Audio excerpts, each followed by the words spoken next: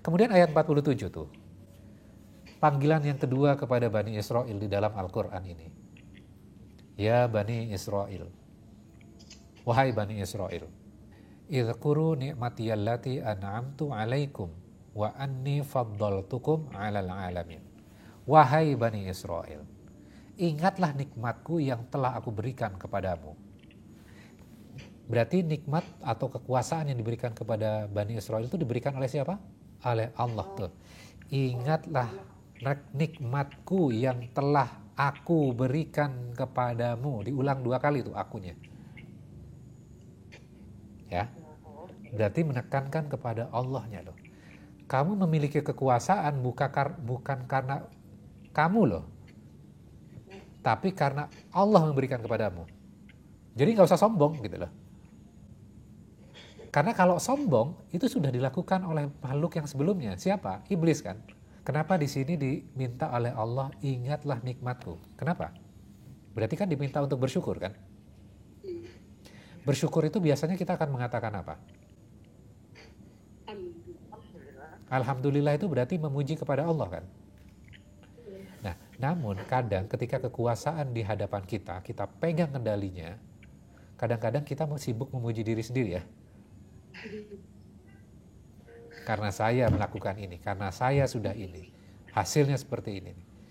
Kamu melupakan sesungguhnya itu adalah nikmat kepada Allah.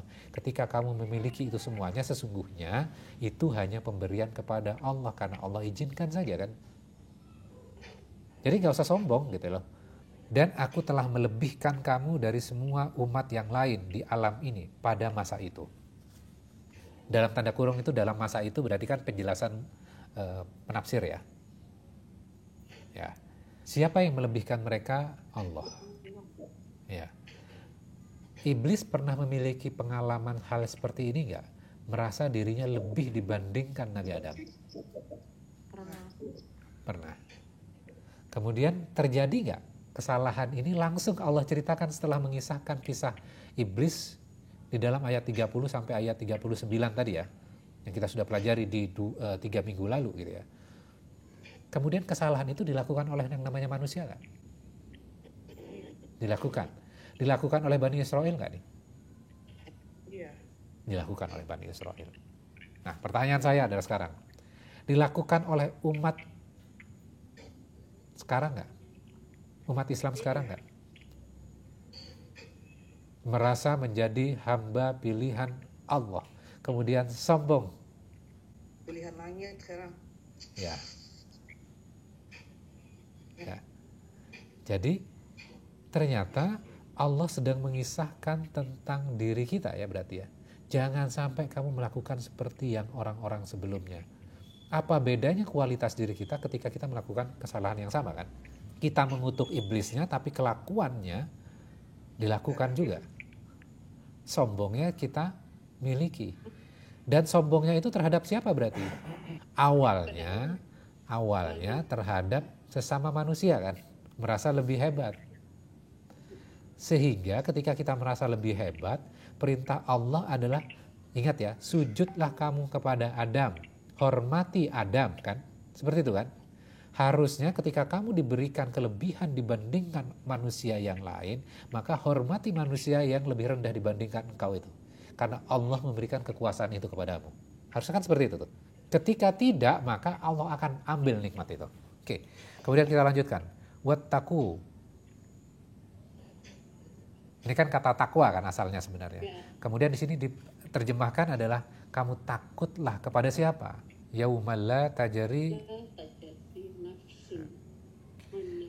nafsun an nafsin syai'a. Takutlah pada hari kiamat yang tidak ada seorang pun dari orang lain yang akan membelamu. Kamu harus memikirkan diri kamu sendiri tuh. Nah, di sini disebutkan tentang hari akhir ya. Hari akhir itu kamu akan bertemu kepada Allah tuh. Dan kamu tidak akan ada yang membela kamu pada saat itu. Wala yuqbalu minha, dan tidak diterima darinya syafa'ah. Syafa'ah itu apa? Pertolongan. Ya, pertolongan ini misalnya gini, kita melakukan kesalahan gitu ya. Kemudian kita memiliki keluarga yang terpandang misalnya. Maka kita bisa dibantu dengan keluarga kita yang terpandang itu sehingga hukuman kita tidak berat tuh. Atau kita tidak mendapatkan hukuman. Maka fungsi syafaat itu adalah seperti itu. Allah mengatakan apa? Tidak ada syafaat. Gitu ya. Wala yu'khadhu minha adalu walahum yunsarun. Tidak diterima. Ya. Tidak diterima tebusan apapun dan mereka tidak dapat ditolong. Kalau manusia sekarang misalnya kalau kita lihat kasus-kasus yang kriminal misalnya urusan dengan polisi biasanya kan ada penjaminnya. Kalau ada penjaminnya bisa dibebaskan. Nah, ini kan sangat kontekstual ya dengan pola pikirnya pada saat dulu dan sekarang kan. Kita berpikir kalau sudah ada yang menjamin kita gitu ya, maka kita akan terbebas tuh. Nah, gimana kita akan dijamin kalau kita nggak yakin terhadap Allahnya kan? Ya, kira-kira gitu tuh. Oke, satu ayat lagi ya. Oke. Kemudian disebutkan nih. Yang menarik itu Al-Quran menyebutkan tentang apa? Hai Bani Israel yang kamu merasa diri kamu besar, merasa diri kamu lebih hebat dibandingkan yang lain gitu ya. Maka Allah ingatkan wa idh najjainakum. Dan ingatlah ketika kami selamatkan kalian min ali Fir'aun. Diselamatkan dari siapa? Dari Fir'aun. Kamu gak ingat pada masa-masa itu? Yasumunakum. Mereka menimpakan pada kalian su'al azab. Azab yang sangat buruk. Yudzabbihuna abana'akum. Mereka menyembelih anak laki-laki kalian. Kalian gak ingat penderitaan itu. Itu sangat menyakitkan. Wa yastahyuna nisa'akum. Dan mereka membiarkan hidup anak-anak perempuan kalian. Berarti ketika dibiarkan anak perempuan dibiarkan anak-anak perempuan hidup, apakah hanya dibiarkan hidup seenaknya saja? Berarti ketika dijajah perempuan biasanya diapain? Mereka tidak akan memperoleh kebebasan. Mereka akan dilecehkan. Kamu gak ingat peristiwa itu? Anak laki-laki dibunuh, anak perempuannya dibiarkan hidup, kemudian menerima banyak tindakan-tindakan yang tidak baik dan tidak senonoh yang dilakukan kepada kaum perempuan dari Bani Israel. Wa fi dzalikum bala'um mir rabbikum 'adzim. Dan pada demikian itu merupakan cobaan dari siapa?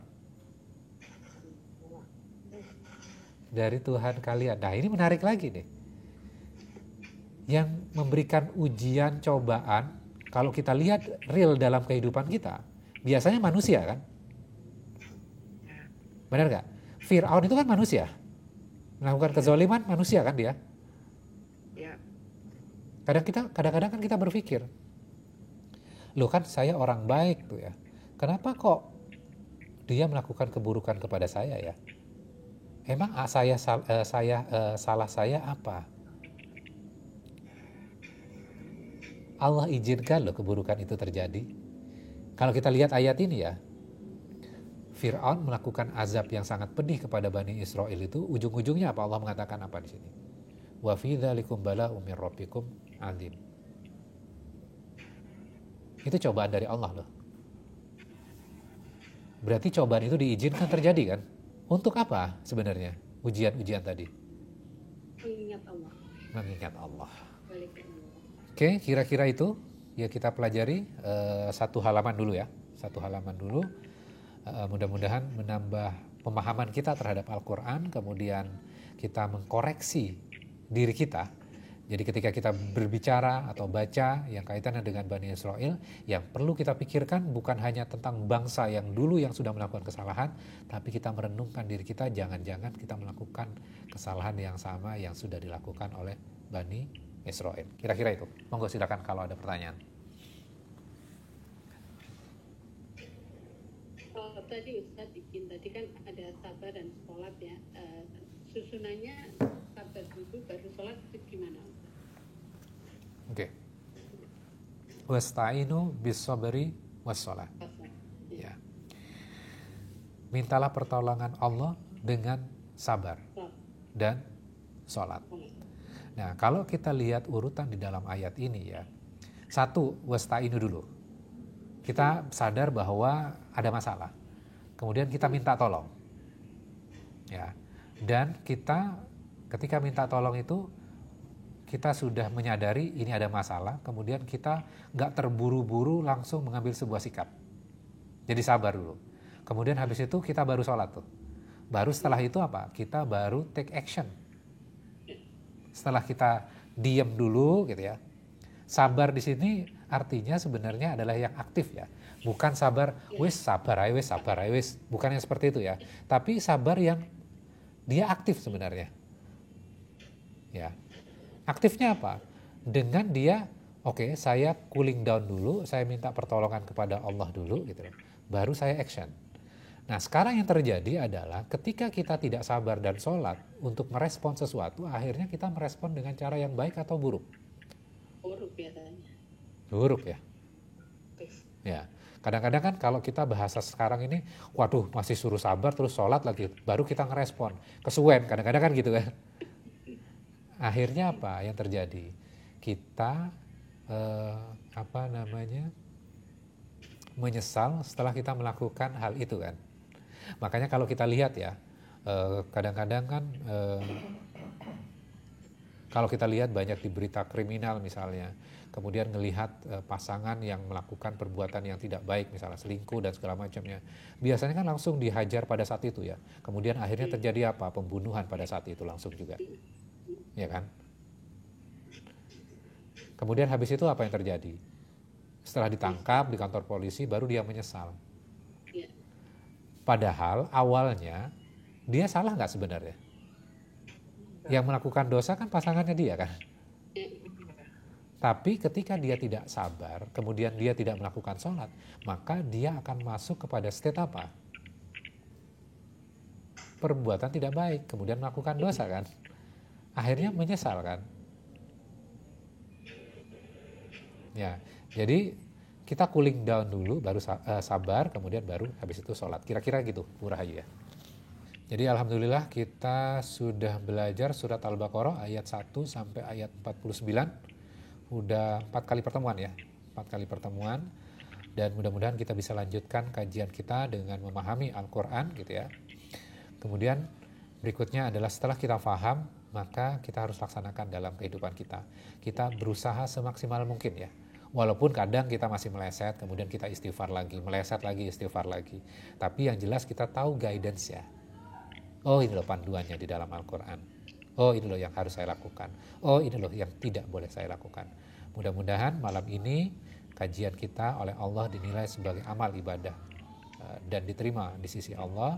Dan mudah-mudahan kita dikuatkan keimanan kita, ketauhidan kita. Kemudian kita bisa melaksanakan sholat, kita bisa bersabar, kita minta pertolongan kepada Allah, dan hanya takut kepada Allah dan bertawakal kepada Allah. Kita tutup dengan doa kafaratul majelis. Subhanakallahumma wa bihamdika asyhadu an la ilaha illa anta astaghfiruka wa atubu ilaik. Mohon maaf jika ada yang kurang berkenan. Wabillahi taufiq wal hidayah. Wassalamualaikum warahmatullahi wabarakatuh.